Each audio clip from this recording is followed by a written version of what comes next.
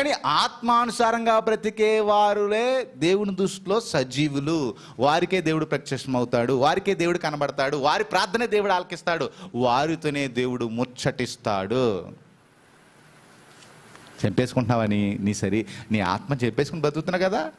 అందుకనే అండి వారు చంపేసుకుని బ్రతుకుతున్నారు. దేవుడు చంపేస్తే ఎటువంటి నేరం, ఎటువంటి కష్టాలు, ఎరుకులు, ఇబ్బందులు ఉండదు, నరకం లేకపోతే నిత్య జీవం పోతాం. కానీ నిన్ను నువ్వు చంపేసుకుంటే సహజం. ఇంకా మీకు బాగా అర్థం అవ్వాలంటే సహజమైన మరణం చక్కగా ఉంటుంది. యాక్సిడెంట్లతోనో, ఊరుతోనో, పట్టాల మీద తలెట్టడమో ఎంత భయంకరంగా ఉంటాయండి. చూడగలమా? చూడడానికి అవకాశం ఉంటుందా? కానీ సహజమైన మరణం నిద్రపోయినట్టు ఉంటారు. బలమైన మరణం చింద్రబింద్రం అయిపోద్ది శరీరం. రెండిట్లకి చాలా తేడా. అలాగే ఆత్మానుసారంగా జీవించకపోతే నువ్వు కూడా నీ జీవితంలో చింద్రబింద్రం అయిపోతావు. అంటే ఏంటైనకి ఏం జరుగుతుందో తెలియదు. చాలామంది అంటారు, ఏంట్రా బాబు రోజుకొకలాగా ఉంది జీవితం.